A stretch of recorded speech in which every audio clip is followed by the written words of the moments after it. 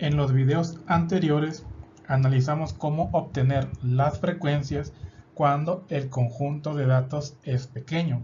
Sin embargo, cuando tenemos un conjunto de datos grande o cuando la variable es continua, resulta poco práctico crear una tabla de frecuencias como los videos anteriores. En tales casos, se opta por agrupar los datos en intervalos y realizar un recuento de las observaciones que se encuentran en cada uno de ellos. A ello se le conoce como intervalos de clase y se asigna el término de marca de clase al valor central de cada intervalo. Vamos a hacer un ejercicio para demostrar cada uno de estos conceptos. En este ejemplo se analizó una muestra de 10 pacientes de un poblado en particular. Se desea saber cuál es su estado de salud con base a la variable de la glucosa en la sangre. Y el resultado fue el siguiente. En esta tabla se muestran los valores de glucosa en la sangre en ayunas para cada una de las personas de las cuales se analizaron. Podemos ver que hay valores entre 90, 130, 80, etc. Como primer paso, al igual que lo hicimos en ejercicios anteriores, vamos a ordenar los datos de menor a mayor. Al ordenarlos, el resultado es la siguiente tabla. Podemos observar fácilmente que existe una cantidad de veces que se repite un número en particular. Por ejemplo, el 84 4 veces, 85 3 veces, 86 3 veces. Si aplicamos el mismo procedimiento que hicimos en videos anteriores, pudiéramos obtener un gráfico de frecuencias. Vamos a hacerlo y veamos qué resulta. Este es el gráfico de frecuencias cuando se trabaja con frecuencias absolutas para un conjunto de datos grande. Podemos observar que resulta poco práctico tratar de hacer inferencias, así como tratar de explicar cuál es el comportamiento de la variable. Para ello utilizaremos entonces el agrupamiento de datos. Vamos a desarrollarlo. Hasta este punto del video se asumirá que ya leíste el apartado 2.3 agrupamiento en intervalos de clase del capítulo 2 de tu libro de texto, por lo que únicamente se procederá a obtener los valores necesarios para desarrollar la tabla y no se hará mención de los conceptos. Comencemos. Lo primero que necesitamos es determinar el rango, y este se obtiene, como nos lo dice la diapositiva, al restar el valor máximo del mínimo. En la tabla podemos observar que el valor máximo es 130 y el mínimo 84. La diferencia nos da entonces 46. Ahora continuaremos extrayendo lo que es el número de intervalos. Para ello obtenemos la raíz del valor anterior, nos da como resultado 6.78 o 6.8 redondeado. Vamos a llevarlo al siguiente número entero y trabajaremos con el valor 7.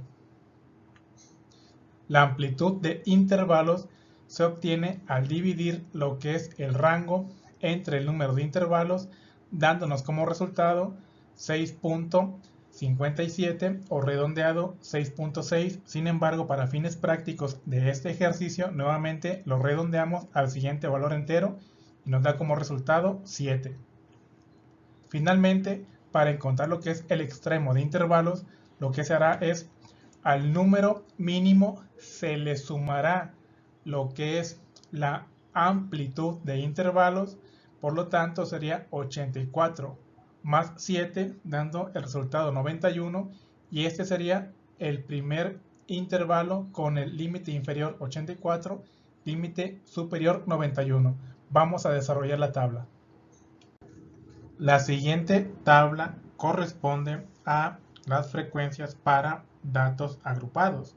La primera columna se refiere a los intervalos de clase, la siguiente columna C subíndice I, marcas de clase, la que sigue frecuencias absolutas, continúa frecuencias relativas, después frecuencia absoluta acumulada y finalmente frecuencias relativas acumuladas. Ahora, vamos a ir llenando cada una de estas columnas. Veamos. En el primer caso tenemos el valor 84 que corresponde al mínimo en la serie de datos. A este le vamos a sumar el valor de amplitud, que es 7, dándonos como resultado 91. En este intervalo de clase tenemos entonces nuestro límite inferior 84, límite superior 91.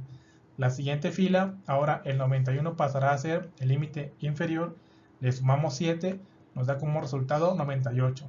Este mismo procedimiento continúa hacia abajo para completar la columna y obtenemos lo siguiente. Ahora, para obtener la marca de clase, debemos de sacar el promedio del intervalo de clase. Es decir, a 84 le vamos a sumar 91 y al dividirlo entre 2 nos da como resultado 87.5.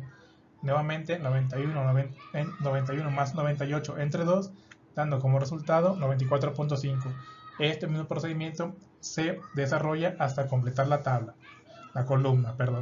Ahora, para las frecuencias absolutas, recordemos que estamos trabajando con datos agrupados. Entonces el procedimiento es el siguiente. Vamos a contar cuántos valores hay entre 84, que es el límite inferior, y hasta antes de 91, que es el límite superior. Contabilizamos y nos da como resultado 17.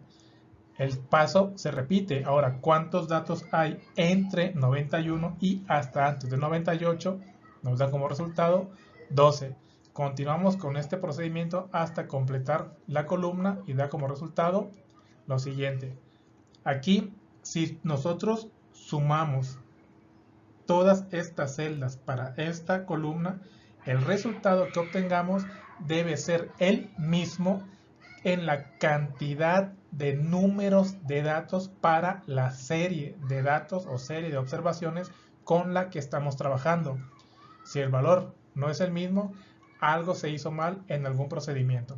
Bueno, continuemos ahora con la siguiente columna que corresponde a frecuencias relativas. Recordemos que este procedimiento ya se vio en un video anterior. Por lo tanto, en el primer paso sería entonces dividir en lo que es la primera celda de la columna anterior 17 entre 100, nos da como resultado 0.17. Nuevamente 12 entre 100 nos da como resultado 0.12. Se continúa este procedimiento y nuevamente al sumar los datos de esta columna nos debe dar el valor de 1 o muy cercano a 1 si estamos trabajando con un número específico de decimales. La siguiente columna para lo que es la frecuencia absoluta acumuladas, lo que tenemos que hacer es lo siguiente. Nuevamente, este procedimiento ya se vio en un video anterior, pero vamos con ello. La primera celda corresponde a 17. La segunda celda ahora sería la suma entre 17 más 12, dando como resultado 29. Como estamos hablando de acumulaciones, que son las sumas, entonces se repite este procedimiento y obtenemos 45, 64, 77, 87 y finalmente 100. La siguiente y última columna, el procedimiento es el mismo. Estamos hablando ahora de frecuencias acumuladas relativas. Y este procedimiento, reitero, se vio en un video anterior. Entonces, el primer valor sería 0.17, seguido 0.17 más 0.12, 0.29. Se continúa con este procedimiento y el resultado hasta el final va a ser 1. El siguiente paso a desarrollar cuando hemos elaborado la tabla para datos agrupados es elaborar su gráfico de histograma de frecuencias.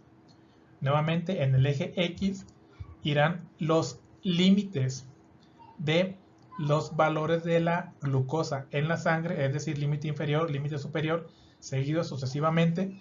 También algo a recordar es que la amplitud que le demos a estos límites, es decir, en cuanto al gráfico, tiene que ser la misma. Se tiene que respetar.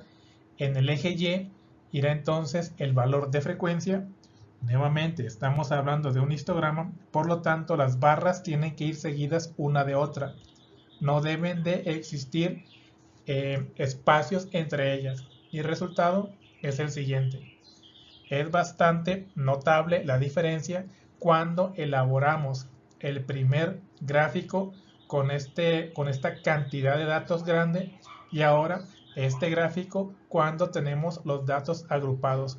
Por lo tanto, aquí es fácil identificar que la frecuencia entre los límites 105 y 112 es la que prevalece, seguida de los valores entre los límites 84 y 91, y finalmente la que menos aparece o la que menos se repite, o dicho de otra forma, la frecuencia más baja estaría entre los límites 119 y 126. Aquí observamos también lo que es el polígono de frecuencia para datos agrupados. Ustedes pueden observar que el procedimiento es el mismo al que se mencionó en un video anterior. Es colocarnos justo en el centro de la primera barra, desarrollar una línea recta hasta la segunda barra justo en el centro. Este mismo procedimiento se continúa y podemos desarrollar nuestro polígono de frecuencias.